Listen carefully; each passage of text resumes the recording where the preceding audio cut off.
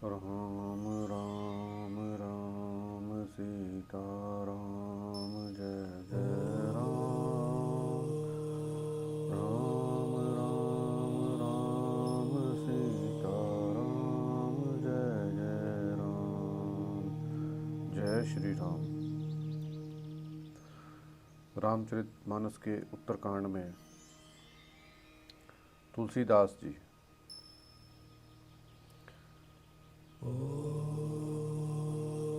काकभूषुंडी जी का व्याख्यान बता रहे हैं कि काकभूषुंडी जी कैसे गरुड़ जी को बताते हैं कि श्री राम जी की महिमा कैसे बताते हैं।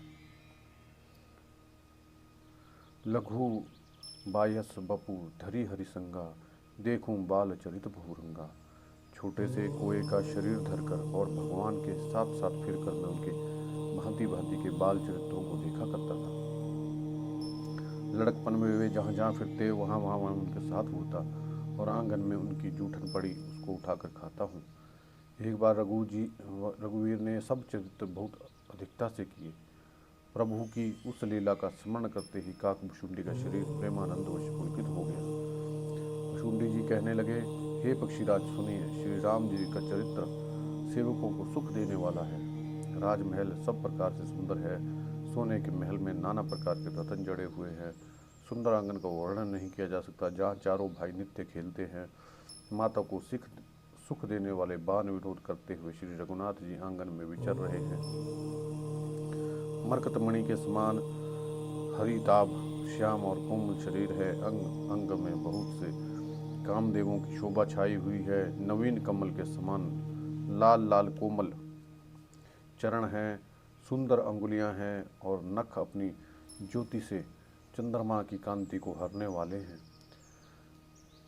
तलवे में वज्र अंकुश ध्वजा और कमल के 4 सुंदर चिन्ह हैं। चरणों में मधुर शब्द करने वाले सुंदर नुपुर हैं। मणियों से जड़ी हुई सोने की बनी हुई सुंदर करधनी का शब्द सुहावना लग रहा है। उदरपन पर 3 सुंदर रेखाएं हैं। नाभि सुंदर और गहरी है। विशाल वक्ष स्थल पर अनेक प्रकार के बच्चों के आभूषण और वस्त्र सुशोभित है। अरुण पानी नख करज मनोहर, बाहु विशाल भूषण सुंदर, कंद बाल के हरिदर ग्रीवा, चारु चिबुक आनन छवि सीमा। लाल लाल हथेलियां, नख और अंगुलियां मन को हरने वाले और विशाल भुजाओं पर सुंदर आभूषण है। बाल सिंह के बच्चे के सिकंधे और शंख के समान 3 रेखाओं से युक्त कला है। सुंदर ठोड़ी है और मुख तो छवि की सीमा ही है। तोतले वचन है, लाल लाल होंठ हैं, उज्ज्वल सुंदर छोटी छोटी 2-2 दंतलियां हैं। सुंदर गाल, मनोहर नासिका, सब सुखों को देने वाली चंद्रमा की किरणों के समान मधुर मुस्कान है। नील कमल के समान नेत्र चरम मृत्यु से छुड़ाने वाले हैं। ललाट पर गोरोचन का तिलक सुशोभित है। भौहें टेढ़ी है। कान सम और सुंदर है। काले और घुंघराले केशों की छवि छा रही है। पीली और महीन झुंगली शरीर पर शोभा दे रही है। उनकी किलकारी और चितवन मुझे बहुत ही प्रिय लगती है। राजा दशरथ के आंगन में विहार करने वाले रूप की राशि श्री रामचंद्र जी की परछाई देखकर नाचते हैं और मुझे बहुत प्रकार से खेलते हैं। जिन चरित्रों का वर्णन मुझे लज्जा आती है। किलकारी मारते हुए जब मुझे पकड़ने के लिए दौड़ते तो मैं भागता चलता, तब मुझे पुआ दिखलाते थे। मेरे निकट आने पर प्रभु हंसते और भाग जाने पर रोते थे। जब मैं उनका चरण स्पर्श करने के लिए उनके पास जाता तो वो पीछे फिर कर मेरी ओर देखते हुए भाग जाते हैं।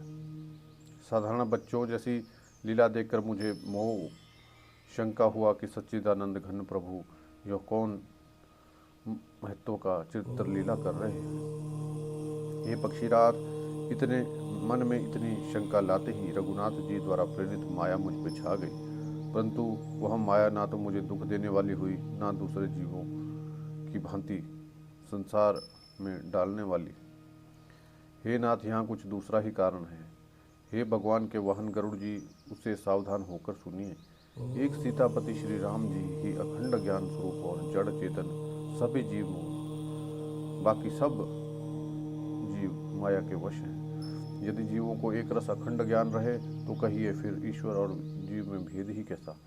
अभिमानी जीव माया के वश है और वह तीनों गुणों की खान माया ईश्वर के वश में है। जीव परतंत्र है, भगवान स्वतंत्र है। जीव अनेक हैं, श्रीपति भगवान एक है। यद्यपि माया का किया हुआ भेद अमृत है तथा वह भगवान के भजन बिना करोड़ों उपाय करने पर भी नहीं जा सकता। श्री रामचंद्र जी के भजन बिना जो मोक्ष चाहता है वह मनुष्य ज्ञानवान होने पर भी बिना पूंछ और सींग का पशु है। सभी तारागणों के साथ 16 कलाओं से पूर्ण चंद्रमा उदय और जितने पर्वत हैं उन सब में दाव अग्नि लगा दी जाए तो भी सूर्य के उदय हुए बिना रात्रि नहीं जा सकती। ऐसे ही हरु भजन बिन खगेसा, मिटी न जीवन करे कलेसा, हरि सेवई न व्याप अविद्या, प्रभु प्रेरित व्यापते ही विद्या। हे पक्षीराज, इस प्रकार श्री हरि भजन के बिना जीवों का क्लेश नहीं मिटता। श्री हरि के सेवक को अविद्या नहीं व्याप्ति, प्रभु को प्रेरणा से उस विद्या व्याप्ति है।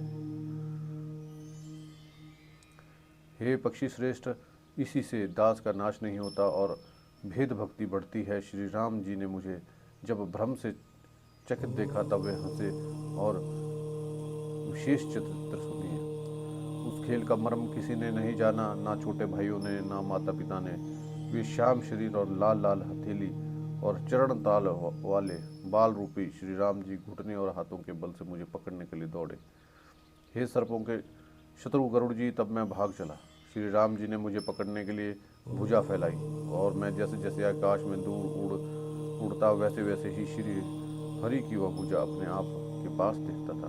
मैं ब्रह्मलोक तक चला गया। वहाँ उड़ते हुए मैंने पीछे देखा तो हे तात, श्री राम जी की भुजा में और मुझ में केवल 2 अंगुल का ही फर्क था। 7 अवतरणों को भेद कर जहाँ तक मेरी गति थी वहाँ तक मैं गया, पर वहाँ प्रभु की भुजा को देखकर मैं व्याकुल हो गया। जब मैं भयभीत हो गया तब मैंने आंखें मूंद ली, फिर आंखें खोलकर देखा तो अवधपुरी में पहुँच गया। मुझे देखकर श्री राम जी मुस्कुराने लगे और हंसते ही मैंने तुरंत उनके मुख में चला गया। हे पक्षीराज सुनिए, मैंने उनके पेट में बहुत से ब्राह्मणों के समूह देखे। वहाँ अनेकों विचित्र लोग थे जिनकी रचना एक से एक की बढ़कर थी। करोड़ों ब्रह्मा जी, शिव जी, अनगिनत तारागण, सूर्य और चंद्रमा, अनगणित लोकपाल, यम और काल, अगणित विशाल पर्वत और भूमि, असंख्य समुद्र, नदी, तालाब और वन और नाना प्रकार की सृष्टि का विस्तार देखा। देवता, मुनि, सिद्ध, नाग, मनुष्य, किन्नर और चारों प्रकार के जड़ और चेतन जीव देखे, जो कभी ना देखा था, ना सुना था और जो मन में भी नहीं समाता था, अर्थात जिसकी कल्पना भी नहीं की जा सकती। वह सभी अद्भुत सृष्टि मैंने देखी, तब उसका किस प्रकार वर्णन किया जाए। एक एक ब्रह्मांड महु रहूं, बरस सत एक विधि देखत फिरहूं मैं अखंड कटाह अनेक। मैं एक एक ब्रह्मांड में एक 100 वर्ष रहता। इस प्रकार मैं अनेकों ब्रह्मांड देखता फिरा। प्रत्येक लोक में भिन्न भिन्न ब्रह्मा, भिन्न भिन्न विष्णु, शिव, मुनि, दिक्पाल, मनुष्य, गंधर्व, भूत, बेताल, किन्नर, राक्षस, पशु, पक्षी, सर्प तथा नाना जाति के देवता और दैत्यगण थे। सभी जीव वहाँ दूसरे ही प्रकार के थे। अनेक पृथ्वी, नदी, समुद्र, तालाब, पर्वत तथा सब सृष्टि वहाँ दूसरी प्रकार की थी। प्रत्येक ब्रह्मांड में मैंने अपना रूप देखा तथा अनेक अनुपम वस्तुएं देखी। प्रत्येक भुवन में न्यारी ही अवधपुरी, विभिन्न सरयू और विभिन्न प्रकार के नर नारी थे। हे तात सुनिए, दशरथ जी, कौशल्या जी और भरत जी आदि भी भिन्न भिन्न रूपों के थे। मैं प्रत्येक ब्रह्मांड में रामावतार, उनके अपार बाल लीलाएं देखता फिरता। हे हरिवाहन, मैंने सभी कुछ भिन्न भिन्न और अत्यंत विचित्र देखा। मैं अनगिनत ब्रह्मांडों में फिरा, फिर प्रभु श्री राम जी को मैंने दूसरी तरह का नहीं देखा। सर्वत्र वही शिशुपन, वही शोभा, वही कृपालु श्री रघुवीर। इस प्रकार मोहरूपी पवन की प्रेरणा से मैंने भुवन भुवन में देखता फिरता था। अनेक ब्रह्मांडों में भटकते हुए मुझे मानो 100 कल्प बीत गए। फिरता फिरता मैं अपने आश्रम में आया और कुछ काल तक वहाँ रहकर बिताया। फिर जब अपने प्रभु का अवधपुरी में जन्म अवतरण सुन पाया, तब प्रेम पूर्वक परिपूर्ण होकर मैं हठपूर्वक उठ दौड़ा। जाकर मैंने जन्म महोत्सव देखा, जिस प्रकार मैं पहले वर्णन कर चुका हूँ। श्री रामचंद्र जी के पेट में मैंने बहुत से जगत देखे, जो देखते ही बनते थे, वर्णन नहीं किए जा सकते। वहाँ फिर मैंने सुजान माया के स्वामी कृपालु भगवान श्री राम जी को देखा। मैं बार बार विचार करता था, मेरी बुद्धि मोहरूपी कीचड़ से व्याप्त थी। यह सब मैंने 2 ही घड़ी में देखा। मन में विशेष मोह होने से मैं भ्रमित हो गया। मुझे व्याकुल देखकर तब कृपालु श्री रघुवीर जी हंसे। हे धीर बुद्धि गरुड़ जी सुनिए। उनके हंसते ही मैं मुख से बाहर आ गया। श्री रामचंद्र जी मेरे साथ फिर वही लड़कपन करने लगे। मैं करोड़ों प्रकार से मन को समझाता, पर वह शांति नहीं पाता था। यह बाल चरित्र देखकर और पेट के अंदर देखी हुई उस प्रभुता का स्मरण कर मैं शरीर की सुध भूल गया और आर्तजनों के रक्षा कीजिए पुकारता हुआ पृथ्वी पर गिर पड़ा और मुख से बात नहीं निकलती थी। प्रेमाकुल प्रभु मोही बिलोकी, निज माया प्रभुता तब रोकी, कर सरोज प्रभु मम सिर धरेऊ, दीन दयाल सकल दुख हरेऊ। तदनंतर प्रभु ने मुझे प्रेम विह्वल देखकर अपनी सारी माया की प्रभुता का प्रभाव रोक दिया। प्रभु ने अपने कर कमल मेरे सिर पे हाथ रखा। दीन दयालु ने मेरा संपूर्ण दुख हर लिया। सेवकों को सुख देने वाले कृपा के समूह श्री राम जी ने मुझे मोह से सर्वथा रहित कर दिया और उनकी पहले वाली प्रभुता को विचार कर मेरे मन में बड़ा भारी हर्ष हुआ। प्रभु की भगत वत्सलता देखकर मेरे हृदय में बहुत ही प्रेम उत्पन्न हुआ। फिर मैंने आनंद से नेत्रों में जल भरकर पुलकित होकर और हाथ जोड़कर बहुत प्रकार से विनती की। मेरी प्रेम युक्त वाणी सुनकर और अपने दास को दीन देखकर रमा निवास श्री राम जी सुखदायक गंभीर और कोमल वचन बोले। काकभुषुंडी, तू मुझे अत्यंत प्रसन्न जानकर वर मांग। अणिमा आदि अष्ट सिद्धियाँ, दूसरी सिद्धियाँ, संपूर्ण सुखों की खान, मोक्ष, ज्ञान, वैराग्य, विवेक, विज्ञान और अनेक गुण जो जगत में मुनियों के लिए भी दुर्लभ है, ये सब मैं तुझे आज देता हूँ, इसमें संदेह नहीं। तेरे मन को जो बहाए वो मांग ले। प्रभु के वचन सुनकर मैं बहुत ही प्रेम से भर गया। तब मन में अनुमान करने लगा कि प्रभु ने सब सुखों को देने वाली बात कही, यह तो सत्य है, परंतु अपनी भक्ति देने की बात नहीं कही। भक्ति से रहित सब गुण और सब सुख वैसे ही फीके हैं जैसे नमक के बगैर भोजन के पदार्थ। भजन से रहित सुख किस काम का। हे पक्षीराज, ऐसा विचार कर मैं बोला, हे प्रभु, यदि आप प्रसन्न होकर मुझे वर देते हैं तो मुझ पर कृपा और स्नेह कीजिए। तो हे स्वामी, मैं अपना मन भाया वर मांगता हूँ। आप उदार हैं और हृदय के भीतर भी जानने वाले हैं। आपकी जिस अविरल प्रगाढ़ एवं विशुद्ध अनन्य निष्काम भक्ति को श्रुति और पुराण गाते हैं, जिसे योगीश्वर मुनि खोजते हैं और प्रभु की कृपा से कोई बिरला ही जिसे पाता है। हे भक्तों के कल्प वृक्ष, हे शरणागत के हितकारी, हे कृपा सागर, हे सुख के दाम श्री राम जी, दया करके मुझे वो अपनी भक्ति दीजिए। एवं मस्तु कही रघुनायक, बोले वचन परम सुखदायक, सुनु व्यास ते सहज स्याना, काहे न मागसी असवरदाना। एवं मस्तु ऐसा ही हो कहकर रघुवंश के स्वामी परम सुख देने वाले वचन बोले। हे काक सुन, तू स्वभाव से ही बुद्धिमान है, ऐसा वरदान कैसे न मांगता। तूने सब सुखों की खान भक्ति मांग ली। जगत में तेरे समान बड़भागी कोई नहीं है। ऐसे मुनि जो जप और योग से अग्नि शरीर जलाते हैं, करोड़ों यत्न करके भी जिसको नहीं पाते, वह भक्ति तूने मांगी है। तू चतुरता देखकर मैं रीझ गया हूँ। यह चतुरता मुझे बहुत ही अच्छी लगी। हे पक्षी सुन, मेरी कृपा से अब समस्त शुभ गुण तेरे हृदय में ही बसेंगे। भक्ति, ज्ञान, विज्ञान, वैराग्य, योग, मेरी लीलाएं, उनके रहस्य तथा विभाग, इन सब के भेद तू मेरी कृपा से ही जान जाएगा। तू साधन का कष्ट नहीं होगा। माया से उत्पन्न सब ब्रह्म अब तुझको नहीं व्यापेंगे। मुझे अनादि अजन्मा अगुण प्रकृति के गुणों से रहित तथा गुणातीत दिव्य गुणों की खान ब्रह्म जानना। हे काक सुन, मुझे भगत निरंतर प्रिय है, ऐसा विचार कर शरीर वचन और मन से मेरे चरणों में अटल प्रेम करना। अब मेरी सत्य सुगम वेद आदि द्वारा वर्णित परम निर्मल वाणी सुन। मैं तुझको यह निज सिद्धांत सुनाता हूँ।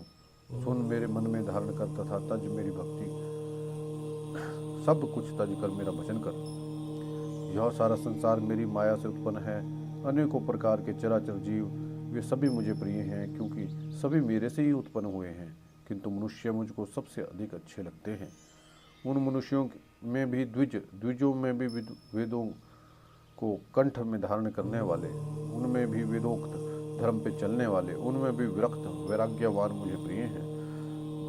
वैराग्यवानियों में फिर ज्ञानी, अज्ञानियों में भी अत्यंत प्रिय विज्ञानी हैं। विज्ञानियों से भी प्रिय मुझे अपना दास है, वह मेरी गति आश्रय है, कोई दूसरी आशा ही नहीं है। मैं तुझे बार बार सत्य निज सिद्धांत कहता हूँ कि मुझे अपने सेवक के समान प्रिय कोई नहीं है। भक्तिहीन ब्रह्मा ही क्यों ना हो, वह मुझे जीवों के समान प्रिय है, परंतु भक्तिमान अत्यंत नीच प्राणी भी मुझे प्राणों के समान प्रिय है। यह मेरी घोषणा है। पवित्र, सुशील और सुंदर बुद्धि वाला सेवक बता किसको प्यारा नहीं लगता।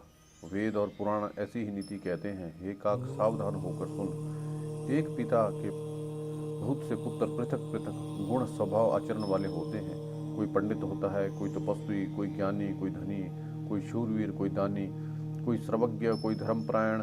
पिता का प्रेम इन सभी पे समान होता है, परंतु इनमें यदि कोई मन वचन कर्म से पिता का ही भक्त हो, स्वप्न में भी दूसरा धर्म नहीं जानता, वह पुत्र पिता को प्राणों के समान प्रिय होता है। यद्यपि चाहे वह सब प्रकार से अज्ञान और मूर्ख ही हो। इस प्रकार तिरक, पशु पक्षी, देव, मनुष्य और असुरों समेत जितने भी चेतन और जड़ जीव हैं, उनसे भरा हुआ यह संपूर्ण विश्व मेरा ही पैदा किया हुआ है। अतः सब पर मेरी बराबर दया है, परंतु इनमें भी जो मद और माया छोड़कर मन वचन और शरीर से मुझको भक्ता है, वह पुरुष हो, नपुंसक हो, स्त्री हो, चर अचर कोई भी जीव हो, कपट छोड़कर जो भी सर्वभाव से मुझे भक्ता है, वही मुझे परम प्रिय है। हे पक्षी, मैं तुझसे सत्य कहता हूँ, पवित्र सेवक मुझे प्राणों के समान प्यारा लगता है। ऐसा विचार कर सब आशा भरोसा छोड़कर मुझी को भज। तुझे काल नहीं व्यापेगा। निरंतर मेरा स्मरण और वचन करते रहना। प्रभु के वचनामृत सुनकर मैं तृप्त नहीं होता था। मेरा शरीर पुलकित था और मन में मैं अत्यंत ही हर्षित हो रहा था। वह सब मन और कान से ही जानते हैं, जीव से उनका बखान नहीं किया जा सकता।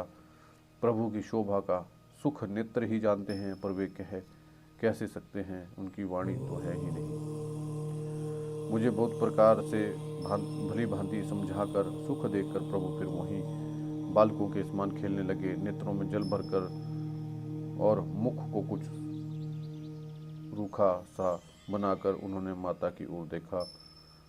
बहुत भूख लगी है। यह देखकर माता तुरंत उठकर दौड़ी और कोमल वचन कहकर उन्होंने श्री राम जी को छाती से लगा दिया। गोद में लेकर उन्हें दूध पिलाने लगी और श्री रघुनाथ जी उनकी ललित लीलाएं गाने लगी।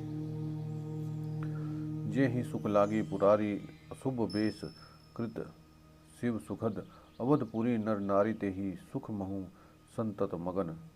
जिस सुख के लिए सबको सुख देने वाले करुणा रूप त्रिपारी शिव जी ने अशुभ वेश धारण किया, उस सुख में अवधपुरी के नर नारी निरंतर निमग्न रहते हैं। उस सुख का लवलेश मात्र जिन्होंने एक बार स्वप्न में भी व्याप्त कर लिया। हे पक्षीराज, वे सुंदर बुद्धि वाले सज्जन पुरुष उनके समान ब्रह्म सुख को भी कुछ नहीं गिनते। मैं और कुछ समय तक अवधपुरी में रहा और मैंने श्री राम जी की रसीली बाल लीलाएं देखी। श्री राम जी की कृपा से मैंने भक्ति का वरदान पाया। तदनंतर प्रभु के चरणों की वंदना करके मैं अपने आश्रम को लौट आया। इस प्रकार जब से श्री रघुनाथ जी ने मुझे अपनाया, तब से मुझे माया कभी नहीं व्यापी। श्री हरि की माया ने मुझे जैसे नचाया, वह सब गुप्त चरित्र मैंने आपसे कहा। हे पक्षीराज गरुड़, अब मैं अपना निजी अनुभव कहता हूँ, वह यह है कि भगवान के भजन बिना क्लेश दूर नहीं होते। हे पक्षीराज सुनिए, श्री राम जी की कृपा बिना श्री राम जी की प्रभुता नहीं जानी जा सकती। प्रभुता जाने बिना उन पर विश्वास नहीं जमता। विश्वास के बिना प्रीति नहीं होती। प्रीति के बिना भक्ति वैसे ही दृढ़ नहीं होती जैसे पक्षीराज जल की चिकनाई ठहरती नहीं। गुरु के बिना ज्ञान नहीं हो सकता, अथवा वैराग्य के बिना कहीं ज्ञान नहीं हो सकता। इस तरह वेद और पुराण कहते हैं कि श्री हरि जी की भक्ति के बिना क्या सुख मिल सकता है। हे तात, स्वाभाविक संतोष के बिना क्या कोई शांति पा सकता है। करोड़ों उपाय करके पच पच मरिए, क्या कभी जल के बिना नाव चल सकती है। संतोष के बिना कामना का नाश नहीं होता, और कामनाओं के रहते स्वप्न में भी सुख नहीं हो सकता। और श्री राम जी के भजन के बिना कामनाएं कहीं मिट सकती हैं। बिना धरती के भी कहीं पेड़ उग सकता है। विज्ञान तत्व ज्ञान के बिना क्या संभव आ सकता है। आकाश के बिना क्या कोई अवकाश पोल पा सकता है। श्रद्धा के बिना धर्म का आचरण नहीं होता। क्या पृथ्वी तत्व के बिना कोई गंध पा सकता है। तप के बिना क्या तेज फैल सकता है। जल तत्व के बिना संसार में क्या रस हो सकता है। पंडित जनों की सेवा के बिना क्या शील सदाचार प्राप्त हो सकता है। हे गुसाई, जैसे बिना तेज अग्नि तत्व के रूप नहीं मिलता। निज सुख आत्मानंद के बिना क्या मन स्थिर हो सकता है। वायु तत्व के बिना क्या स्पर्श हो सकता है। क्या विश्वास के बिना कोई सिद्धि हो सकती है। इस प्रकार श्री हरि के भजन के बिना जन्म मृत्यु के भय का नाश नहीं होता। बिना विश्वास के भक्ति नहीं होती। भक्ति के बिना श्री राम जी पिघलते नहीं, और श्री राम जी की कृपा के बिना जीव स्वप्न में भी शांति नहीं पाता। हे धीर बुद्धि, ऐसा विचार कर संपूर्ण कुकृत्यों और संदेहों को छोड़कर करुणा की खान सुंदर और सुख देने वाले श्री रघुनाथ जी का भजन कीजिए। हे पक्षीराज, हे नाथ, मैं अपनी बुद्धि के अनुसार प्रभु के प्रताप और महिमा का गान किया। मैंने इसमें कोई भी बात युक्ति बढ़ाकर नहीं कही, यह सब अपनी आंखों से देखी कही है। श्री रघुनाथ जी की महिमा, नाम, रूप, गुणों की कथा सभी अपार एवं अनंत हैं, तथा श्री रघुनाथ जी स्वयं भी अनंत हैं। मुनिगण अपनी अपनी बुद्धि के अनुसार श्री हरि के गुण गाते हैं। वेद, शेष और शिव जी भी उनका पार नहीं पाते। आपसे लेकर मच्छर पर्यंत सभी छोटे बड़े जीव आकाश में उड़ते हैं, किंतु आकाश का अंत कोई नहीं पाते। इस प्रकार हे तात, श्री रघुनाथ जी की महिमा भी अथाह है, क्या कभी कोई उनका था पा सकता है। श्री राम जी का अरबों कामदेवों के समान सुंदर शरीर है। वे अत्यंत कोटि दुर्गाओं के समान शत्रुनाशक है। अरबों इंद्रों के समान उनका विलास और ऐश्वर्य है। अरबों आकाशों के समान उसमें अनंत अवकाश स्थान है। अरबों पवनों के समान उनमें महान बल है। अरबों सूर्यों के समान उनमें प्रकाश है। अरबों चंद्रमाओं के समान वो शीतल और संसार के समस्त भयों का नाश करने वाले हैं। अरबों कालों के समान वे अत्यंत दुस्तर, दुर्गम और दुरंत हैं। वे भगवान अरबों धूमकेतुओं, पुच्छल तारों के समान अत्यंत प्रबल हैं। अरबों पातालों के समान प्रभु अथाह हैं। अरबों यमराजों के समान वो भयानक हैं। अनंत कोटि तीर्थों के समान वो पवित्र करने वाले हैं। उनका नाम संपूर्ण पापों का नाश करने वाला है। श्री रघुवीर करोड़ों हिमालयों के समान अचल हैं और अरबों समुद्रों के समान गहरे हैं। भगवान अरबों कामधेनुओं के समान सब कामनाओं के देने वाले हैं। उनमें अनंत कोटि सरस्वतियों के समान चतुरता है। अरबों ब्रह्माओं के समान सृष्टि रचने की निपुणता है। वे करोड़ों विष्णुओं के समान पालन करने वाले और अरबों रुद्रों के समान संहार करने वाले हैं। वे अरबों कुबेरों के समान धनवान और करोड़ों मायाओं के समान सृष्टि रच के खजाने हैं। बोझ उठाने में वे अरबों शिशुओं के समान हैं। अधिक क्या, जगदीश्वर प्रभु श्री राम जी सभी बातों में सीमा रहित और उपमा रहित हैं। श्री राम जी उपमा रहित हैं। उनका कोई भी दूसरी उपमा है ही नहीं। श्री राम जी के समान श्री राम जी ही हैं, सब वेद कहते हैं। जैसे अरबों जुगनों के समान कहने से सूर्य की प्रशंसा नहीं होती, अत्यंत लघुता ही प्राप्त होती है, सूर्य की निंदा ही होती है। इस प्रकार अपनी अपनी बुद्धि के विकास के अनुसार मुनि ईश्वर श्री हरि का वर्णन करते हैं, किंतु प्रभु भाव मात्र को ग्रहण करने वाले और अत्यंत कृपालु हैं, वे उस वर्णन को प्रेम सहित सुनकर सुख मानते हैं। श्री राम जी अपार गुणों के समुद्र हैं, क्या उनका कोई था पा सकता है। संतों ने से मैंने जैसा सुना था वही आपको सुनाया।